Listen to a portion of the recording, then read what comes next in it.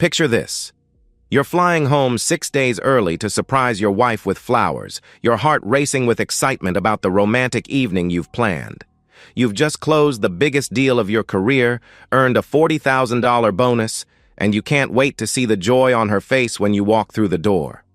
But instead of finding the woman you've loved for 4 years, you discover her with someone else in your own bed. What happened next wasn't just revenge. It was a masterclass in cold, calculated justice that destroyed 2 lives and rebuilt one stronger than ever. This is the true story of how I caught my cheating wife and how I made sure she paid for every single lie. My name is Jordan Pierce. I'm 34, senior sales executive at MedFlow Pharmaceuticals, earning $180,000 in good years. I built this from nothing. Territory rep 7 years ago, driving clinic to clinic, learning to solve problems people didn't know they had. The promotion changed everything. $1-million accounts, crushing responsibility, brutal travel. Denver, Phoenix, Dallas, repeat. 15 to 20 days monthly on the road, building our future. I met Alicia Hartman 4 years ago at Tom and Sarah's wedding. Classic story, best man meets bridesmaid. Auburn hair catching candlelight, energy that dimmed everyone around her. We talked until 3 a.m. about everything. Her marketing job, my VP dreams, her photography, my secret cooking show obsession. She was ambitious, funny, sharp. Her laugh was pure music. 3 months dating felt like 3 years. Weekend wine trips, late-night future planning. She loved my drive, called it beautiful watching me negotiate. I loved her creativity, how she found beauty everywhere. 6 months later, I proposed at the same vineyard. She cried happy tears. The ring cost a month's salary, but her face made every penny worthwhile. Our wedding was perfect. Countryside inn, intimate ceremony. Alicia looked ethereal in grandmother's vintage lace. During our first dance, she whispered in my ear, "This is just the beginning, Mr. Pierce." I believed completely. Year 1 was everything I'd dreamed. Affordable restaurant dates, bed and breakfast getaways, lazy Sunday mornings planning houses and kids. Alicia made coffee while I cooked breakfast. Finally learned beyond boiling water. She'd curl beside me, legs draped over mine, planning adventures. Then came the promotion. VP Regional Sales, Western Territory. Massive salary jump, crushing responsibility, relentless travel. Everything changed. My life became airports, conference rooms, hotel bars. I told myself it was temporary, paying dues. Alicia initially supported it, straightening my tie before trips and saying, "Go get them, Tiger. I'll be here when you get back." 2 years in, she quit her job. Wanted to focus on us and build a real home while I climbed corporate ladders. I supported it. My income was enough. We could afford her taking time, figuring out what she wanted. But instead of closeness, her unemployment created a void. She filled days with yoga, brunches, shopping, spas. Her Instagram became curated perfection. Coffee cups tagged #blessed, workout clothes with #livingmybestlife, sunset photos with gratitude captions. Our nightly hotel calls told the real story. Initially intimate, full of missing and homecoming plans, gradually becoming perfunctory check-ins. "How was your day?" I'd ask from another identical room. "Fine, boring," she'd respond, TV audible behind her. "What did you do?" I'd continue. "Nothing much, yoga, lunch with Rebecca," she'd answer dismissively. Conversations shortened. Emotional distance crept like fog, subtle until you can't see ahead. I knew something was changing but rationalized it. She was adjusting. Marriage took work, and we'd work through it. I provided well. Wasn't that what mattered? Financial security as foundation for everything else? 3 months ago, calling from Portland. Her phone hit voicemail at 8 p.m. Tried again at 9. Nothing. Finally reached her at midnight. "Sorry, phone was on silent," she said, sounding breathless. "I was at dinner with friends." Until midnight? Tuesday? I didn't question it then. "Which friends?" I asked casually. "Girls from yoga." You don't know them, she replied quickly. I let it slide. Trust was marriage's foundation. Without trust, you had nothing. Now I know without truth, trust is willful blindness. The Austin assignment arrived on a Friday. 10-day trip for $2.3 million contract renewal. Exactly the deal to secure my bonus. I told Alicia that evening, take out Chinese, couch, her scrolling Instagram while I outlined opportunities. 10 days in Austin, I said. Close this deal, we're looking at a $40,000 bonus. Okay, she said without looking up. Just okay. Not great or proud. Like I'd mentioned picking up milk. That response felt different. Colder. More distant. Packing Sunday night, I grabbed my phone charger from Alicia's car. Mine died. Same model. Found it. Receipt tucked in cup holder. Osteria Morello, upscale downtown Italian. Dinner for two, $180. Dated from the previous Thursday 2 weeks ago. Standing in our driveway, mind racing. That Thursday 2 weeks ago, I'd called from Denver around 8. She'd said she was home, had already eaten, was watching Netflix. But this receipt told different stories. Dinner for two at 9:30, wine, dessert. Someone paid $180 for romance while I was 1,200 miles away, believing my wife ate leftovers alone. I pocketed the receipt silently. Small doubt seed planted deep, already growing. Monday morning, I kissed Alicia goodbye at the door. She barely looked up from her coffee. See you in 10 days, I said.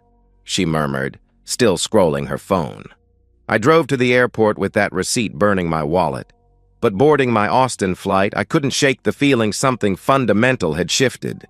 The life I thought we'd built felt suddenly fragile. I didn't know yet the wind was becoming a hurricane. Austin Bergstrom Airport, Monday morning. Fluorescent lights, overpriced coffee, tired travelers. But I felt energized walking through that terminal. This was my element. High-stakes negotiation, million-dollar deals, corporate chess. Southwest Medical Distribution wasn't just another client. They were the client. $2.3 million annual contract. Expansion potential if played right. The kind of deal worth 10 days away to close. Adrian Ross, their VP of procurement, met me downtown. Silver-haired, built his career saying no to salespeople like me, but I'd done homework. Their pain points, supply chain delays, margin pressure, compliance headaches. I had solutions. Jordan Pierce, I said, extending my hand, ready to solve problems. His handshake was evaluating as he replied, We'll see. First day was reconnaissance. Department meetings, facility tours, listening more than talking. Impressive operation, state-of-the-art warehouse, sophisticated inventory. But I spotted cracks. Late deliveries costing penalty fees. Current supplier couldn't guarantee stock during flu season spikes. They needed reliability over rock-bottom pricing. I called Alicia that night from the hotel bar, reviewing notes over bourbon. How was your first day? She asked, TV audible behind her. Good. Complex deal, but I understand what they need, I answered. She responded dismissively. 6 minutes total. She seemed distracted, eager to get off. When I said, I love you, there was a pause before she reciprocated. Tuesday was strategy development. Morning with logistics, mapping delivery schedules, identifying bottlenecks. By afternoon, I had a proposal forming. Guaranteed delivery windows, surge capacity for seasonal spikes, dedicated account management. Not cheapest option, but smartest. Tuesday night's call was shorter. How was your day? I asked. Fine. Yoga, lunch with Stephanie, she replied curtly. Stephanie from your old job? I inquired. No, from yoga. You don't know her, she answered with slight irritation. Stephanie from yoga. Like the friends from that midnight dinner. People I'd never met, whose last names Alicia never mentioned. Wednesday morning, I presented preliminary proposals. Adrian and his team asked hard questions about pricing, delivery guarantees, penalty clauses. I answered them all. By lunch, I could see them coming around. The math worked. The value was clear. Wednesday night changed everything. Alicia's phone hit voicemail at 8. Tried again at 9. Same thing. Finally reached her at 10:15. "Sorry," she said, breathless. "Can I call you back? I'm in the middle of something." "In the middle of what?" I asked suspiciously. "Just stuff. Girl things. I'll call you back in an hour," she replied hastily. She didn't call back. I lay in that hotel bed staring at the ceiling, mind racing. 2 unexplained late nights in 3 days. The Osteria Morello receipt burning in my memory. Growing distance in her voice, eagerness to escape our conversations. Either I was becoming paranoid, or my wife was lying. Thursday morning changed everything. I was in Adrian's office finalizing contract details when my phone buzzed. Text from my boss. "Ross just called. They're ready to sign. Get paperwork done and get home. Exceptional work." I stared at the message, adrenaline flooding. I'd closed the deal in 4 days instead of 10. The $2.3 million contract was ours. My $40,000 bonus was secure. I was going home 6 days early. As Adrian and I shook hands over signed contracts, an idea formed. Don't tell Alicia. Surprise her. Show up with flowers, plan romantic dinner, reconnect. We needed this. The flight home felt like Christmas morning. I kept checking my phone, resisting texting urges. The surprise would be perfect. Her face when I walked through the door 6 days early, shock, joy, reminder that our marriage was worth fighting for. I caught a taxi from DFW, stopped at Nathan's Florist on Maple. White roses, her favorite. $60 for 2 dozen. "Special occasion?" asked the florist, a grandmother with kind eyes. "Surprising my wife," I said, grinning. "Home early from business." "Lucky girl," she said warmly, wrapping roses in white paper. "Lucky girl." Yeah, Alicia was lucky. We both were. We had problems, but we could fix them. Love was work, and I was ready to work. The taxi turned onto our street at 3:45 p.m. Tall oaks, afternoon sunlight filtering through leaves, everything exactly as I'd left it. Home, sweet home. Then I saw it. Silver Audi TT parked in our driveway. Not beside, in it, like whoever drove it belonged there. My excitement curdled into something cold. I didn't recognize the car. Expensive, sporty, California plates. Not something Alicia's yoga friends drove. "This the address?" asked the taxi driver. "Yeah," I said, my voice strange in my ears. "This is it." I paid him, grabbed my suitcase and roses with trembling hands. The front door was unlocked, always unlocked during the day. Small-town Ohio habits Alicia wouldn't break. I pushed the door open slowly, quietly. House silent except for air conditioning. Then I noticed man's jacket draped over our couch. Expensive leather, black, men's shoes by the door, Nike running shoes, size 11. Trail of clothing led toward stairs. Woman's blouse discarded carelessly. Men's jeans. A bra I'd bought Alicia for Valentine's Day. Lace and silk. $60 at Victoria's Secret. From upstairs, from our bedroom, sounds that turned my blood to ice. My wife's voice, breathless and satisfied in ways I hadn't heard in months. A man's voice, younger, confident. I set down my suitcase carefully. White roses fell from trembling hands, petals scattering like snow. My mind went crystal clear with rage so pure it was almost peaceful. I pulled out my phone, opened the camera app. Whatever I found upstairs, I needed proof.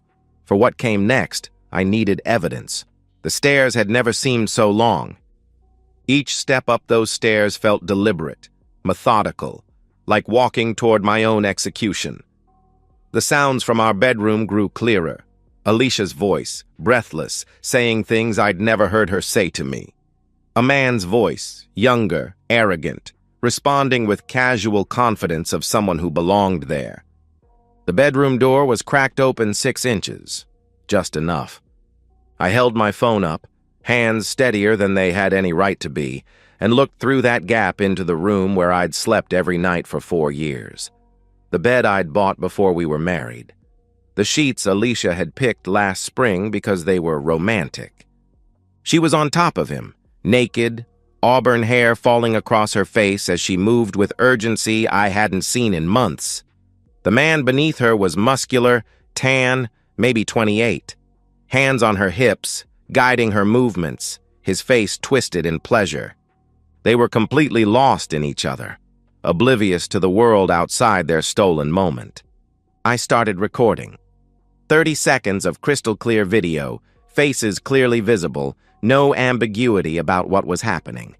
The adultery was undeniable. The betrayal was complete. The evidence was ironclad. Then I kicked the door open. "What the hell?" I roared. The explosion of shock and panic was immediate. Alicia screamed, scrambling to cover herself with the sheet.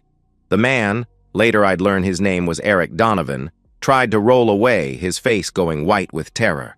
"Oh my God, Jordan!" Alicia's voice was pure panic. "I can explain!" But I was already moving. Pure rage, years of gym workouts and adrenaline that could flip cars. I grabbed Eric by the throat and dragged him out of bed.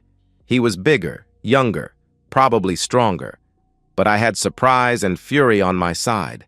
My fist connected with his jaw. The satisfaction was primal, electric. I felt something crack. His cheekbone or my knuckles, I didn't care which. He stumbled backward, naked and bleeding.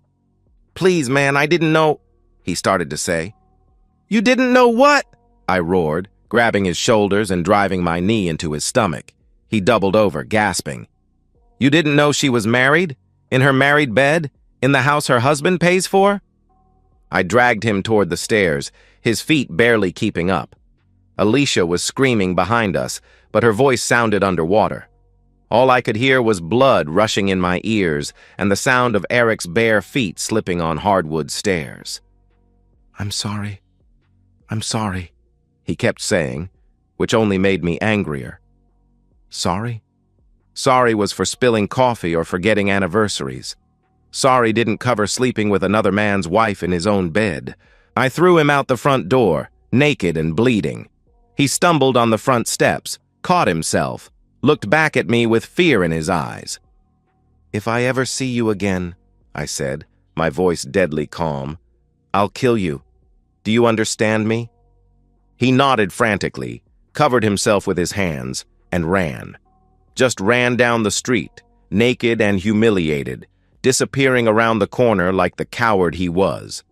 When I turned around, Alicia was at the top of the stairs, wrapped in our bedsheet, mascara running down her cheeks in black rivers. "Jordan, please," she pleaded. "Let me explain. It's not what you think." "Get dressed," I said coldly. My voice sounded different even to me. Cold, controlled. The rage had burned through me and left something else behind, something calculating. While she disappeared into the bedroom, I made 3 phone calls. First, Michael Brennan, my attorney. We'd gone to college together, stayed in touch. He specialized in family law. "Michael, it's Jordan Pierce. I need you to file for divorce. Today. I have video evidence of adultery," I said. "Jesus, Jordan. Are you sure? Maybe you should—" He started to reply. "I'm sending you the video right now. File the papers. Today," I interrupted. I sent the video while we were still on the phone. I heard him intake a sharp breath as he watched it. "Okay," he said quietly. "I'll get started immediately. Don't say anything else to her without me present." Second call. Patricia Hartman, Alicia's mother. Sweet woman, traditional values, had always treated me like the son she never had. "Patricia, it's Jordan. I need you to watch a video I'm about to send you. Then we need to talk," I said. I sent her the same video, waited 30 seconds for her to watch it. She called back crying. "Oh my God, Jordan, oh my God, I'm so sorry. I don't know what to say," she sobbed. "Tell her she's not welcome at your house. Tell her she made her choice," I said firmly. "But Jordan, she's my daughter," she protested. "And I was your son-in-law, until 30 minutes ago when I found her f***ing another man in our bed." Watch that video again, Patricia, then decide whose side you're on, I replied coldly. I hung up. Third call. I didn't make it. I realized I needed to document everything first. Chain of evidence, timestamps, witnesses. Michael was right. I needed to be smart about this. I took photos of the scattered clothes in the living room, the unmade bed upstairs, the silver Audi still sitting in my driveway like a monument to my humiliation. Everything documented, time-stamped, geotagged. Alicia came downstairs 10 minutes later, dressed in jeans and a sweater, her face puffy from crying.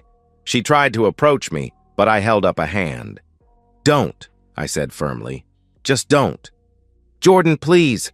It was a mistake. I never meant for this to happen. I love you," she pleaded. "You have 10 minutes to grab whatever you can carry. Then I'm calling the police," I stated. "What? Why?" "Jordan, we need to talk about this," she protested. "You want to talk? Here's the conversation. This house is in my name only. I bought it before we were married. You have no legal claim to it. Your name isn't on the mortgage, deed, or any utilities. As of right now, you're trespassing," I explained coldly.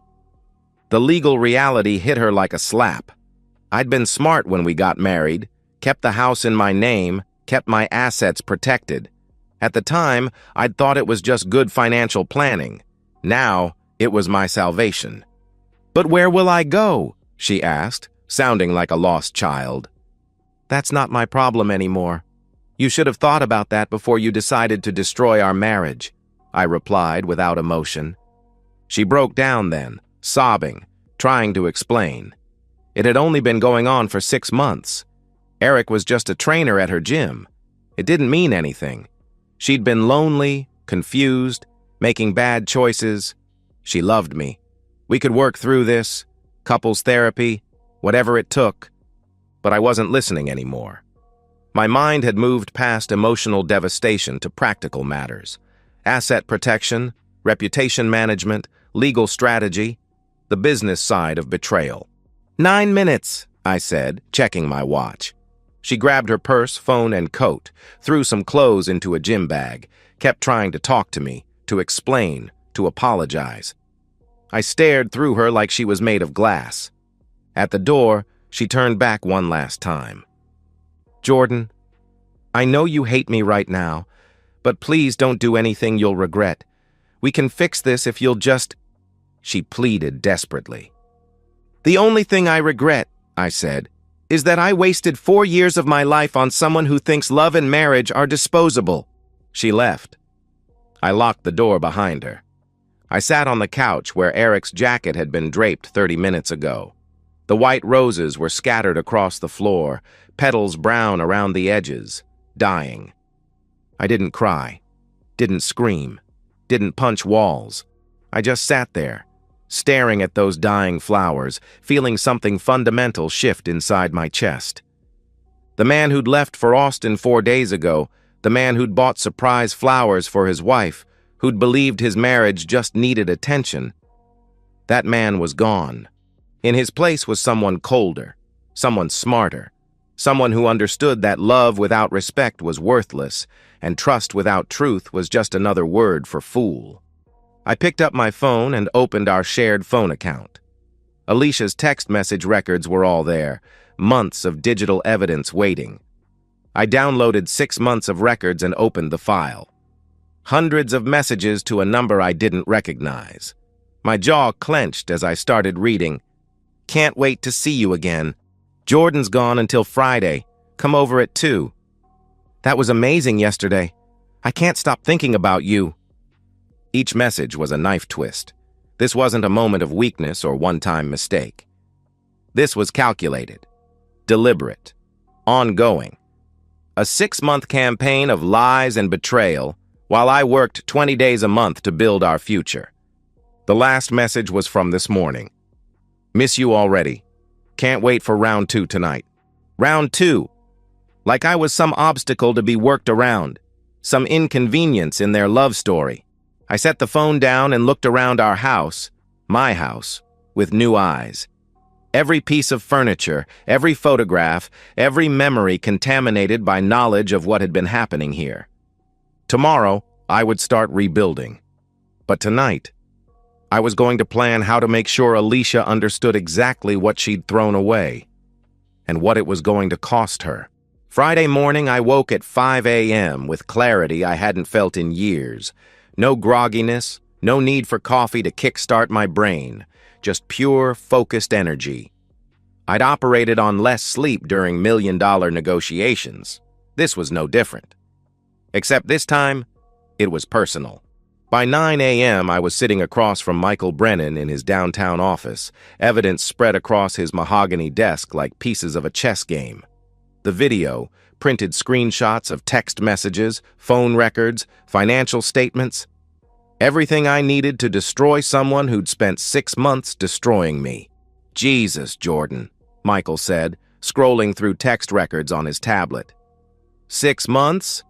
And look at the timeline. Messages sent while you were traveling, detailed planning around your schedule.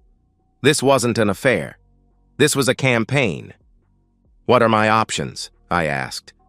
Michael leaned back in his leather chair, already thinking like the lawyer who'd graduated summa cum laude from SMU. With this evidence? Complete victory. Texas is a community property state, but adultery changes everything. She gets nothing. No alimony, no asset split, no claim to anything you brought into the marriage, he explained. The house? I inquired. Yours. You bought it before marriage, titles in your name only. She has zero claim, he confirmed. What about going after him? Eric Donovan? I asked. Alienation of affection isn't recognized in Texas anymore, but we can make his life uncomfortable in other ways. What does he do for work? Michael replied. I'd been doing my homework. Personal trainer at Elite Fitness downtown, has his own LLC for private clients, drives that silver Audi on a lease he probably can't afford, I answered. Michael made notes. We'll send a cease and desist letter to his gym, letting them know about the adultery, the harassment, the threats of violence. Most employers don't want that kind of liability. As for his private business, he shrugged. Word travels fast in Dallas. Rich wives don't tend to hire trainers with reputations for sleeping with their clients. My next stop was Premier Bank, where Rebecca Chen had been managing my portfolio for 3 years. She greeted me with the concerned professionalism of someone who'd seen this scenario before. I need to protect everything, I told her, sliding the divorce papers across her desk. Effective immediately. Rebecca scanned the documents, noting the adultery clause. I'll freeze her access to all joint accounts within the hour. Given the circumstances, we can transfer your half to a new personal account today. What about credit cards? She asked. She's an authorized user on 3 cards. Remove her from all of them, I instructed. Done. Life insurance beneficiary? She continued. Change it to my sister, I replied. The thought of Alicia collecting on my death after what she'd done made my stomach turn. By noon, Alicia's access to our shared financial life was completely severed. Every credit card, every bank account, every automatic payment, her gym membership, canceled, her spa appointments. She'd have to find a new way to pay for them. The house came next. New locks, because I wasn't taking chances. The locksmith, a guy named Pete with calloused hands and kind eyes, whistled when he saw the security system I wanted installed. Expecting trouble? He asked. Preventing it, I replied firmly. While Pete worked, I methodically erased Alicia from my life. Beneficiary forms updated on retirement accounts. Emergency contacts changed at work. Auto insurance policy revised. Utility companies notified to remove her name. Each action was surgical, deliberate, irreversible. Then came the part I'd been both dreading and anticipating. Social destruction. I crafted a single text message and sent it to 15 people, Alicia's closest friends, my friends who'd become our friends, key family members from both sides. The message was brief and devastating. This is Jordan. I wanted you to hear from me directly. I returned home early from a business trip yesterday and discovered Alicia in our bed with another man. I have video evidence. I've filed for divorce on grounds of adultery. I won't be discussing this further, but wanted you to know the truth before she tries to control the narrative. I didn't attach the video. I wasn't cruel, just strategic. But the message was clear, and I knew these people. They'd ask Alicia. She'd deny it. Then Patricia, if she'd found her spine, would confirm it to someone. Truth would spread faster than Alicia's lies ever could. The responses started within minutes. Shock. Outrage on my behalf. Support. Several of Alicia's closest friends texted asking if it was true, their messages dripping with disbelief. I didn't respond. The silence spoke louder than any explanation. Rebecca Matthews, Alicia's maid of honor, sent a particularly telling response. I can't believe she would do this to you. I'm so sorry, Jordan. You deserve so much better. Even her own friends saw the truth immediately. By Saturday morning, Michael called with an update that made me smile for the first time in 2 days. She showed up at her parents' house last night, he said. Richard Hartman, her father, turned her away.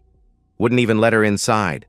Richard Hartman was a retired Marine, old-school values, zero tolerance for dishonesty. I'd always respected him, and apparently the feeling was mutual. What about Patricia? I asked.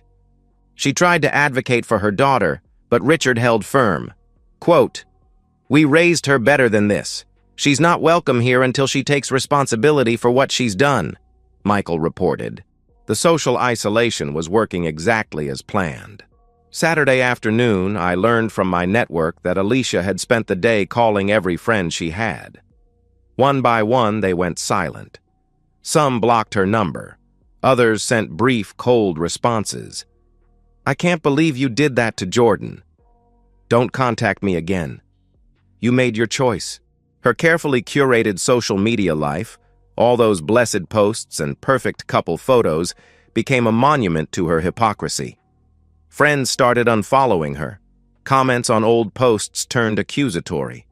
The digital life she'd built while I traveled for work collapsed in real time. Through Rebecca's connections, I also learned that Eric Donovan had disappeared. His gym membership was terminated. They cited behavioral concerns and member complaints, which in corporate speak meant someone had called and explained exactly what kind of man they were employing. His apartment lease showed he'd broken it early, paying substantial penalties to get out. Word through my network was that he'd fled the state entirely. Colorado, maybe Nevada. Didn't matter where. He was gone, and his reputation in Dallas was radioactive.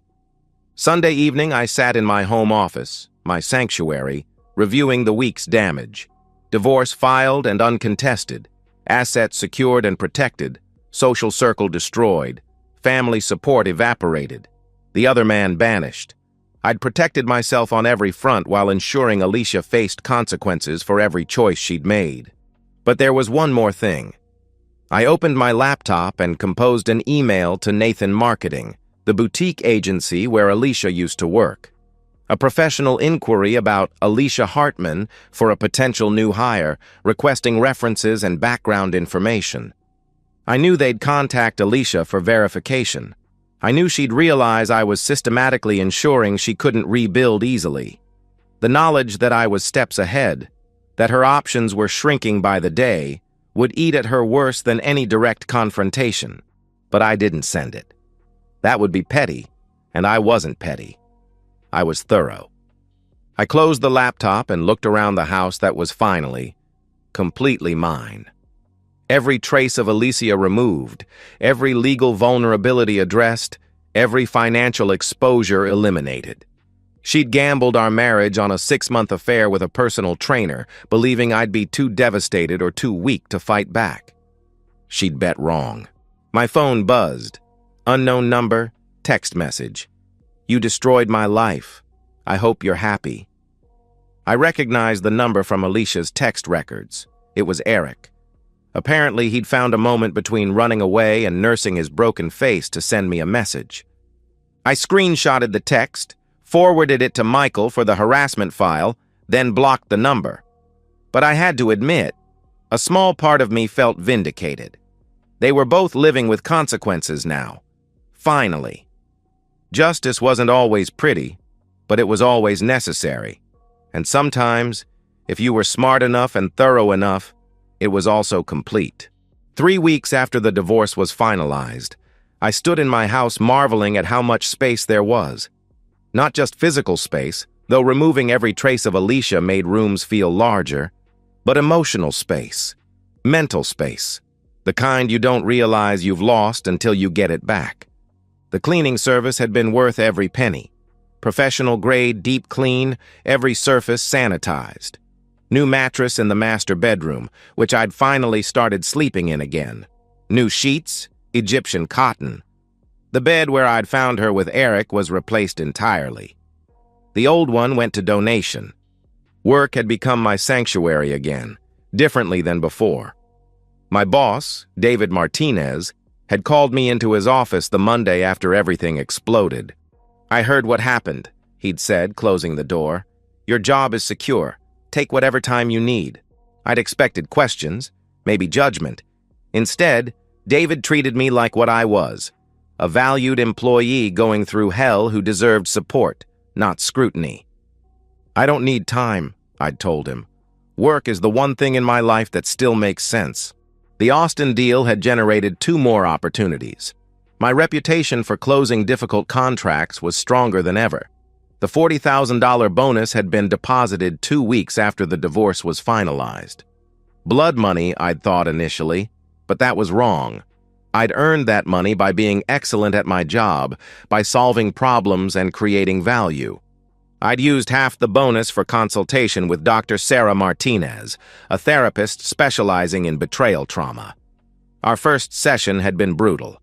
"Tell me about the moment you walked into your bedroom," she'd said, her voice gentle but direct. The carefully constructed walls I'd built around that moment cracked like old concrete. I cried for the first time since it happened, not for Alicia, but for the man I'd been when I left for Austin. The man who'd bought surprise flowers for his wife, who'd believed his marriage just needed attention. That man had died at 3:47 p.m. on a Thursday afternoon in his own bedroom. "Betrayal isn't just about what they did," Dr. Martinez explained. "It's about the shattering of your reality. Every day you worked, traveled, and sacrificed, believing you were building something together, she was actively destroying it. The betrayal isn't just sexual, it's existential. Through therapy, I'd learned to identify warning signs I'd missed. Not because I was stupid, but because I'd been conditioned to trust, to give benefit of doubt, to rationalize away inconsistencies. The late-night dinners with friends. Her new gym membership 6 months ago, right when the affair started. Her sudden interest in personal appearance after months of complaining about boredom. I'd seen these as positive developments.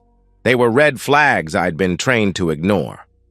One evening, I spent 2 hours deleting every photo of Alicia from my phone, every text message, every email, every digital trace of 4 years together. When I was finished, it was like she'd never existed. The relief was immediate and profound. My friend Adrian had finally convinced me to join him for drinks at our old place downtown. I'd been hermiting since the divorce, and my friends were starting to worry. "You did the right thing," Adrian said over bourbon, his voice serious. "Quick, clean, decisive. Some guys would have tried to work it out, gone to couples therapy, gotten played again." "Yeah," I said, staring into my glass. "But there's a part of me that feels—" "What?" he asked. "Empty.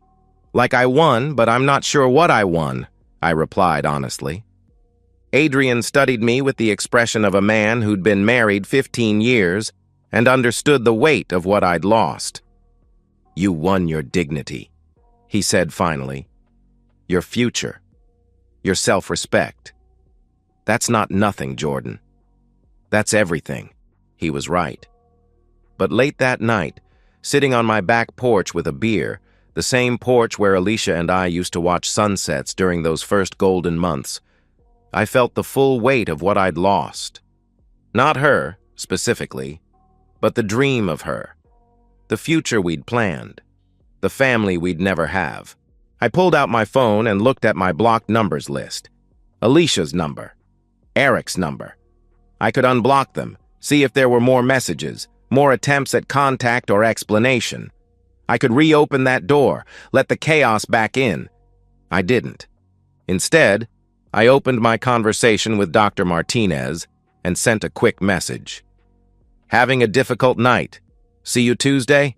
She responded within minutes. "Absolutely. Healing isn't linear. Be patient with yourself."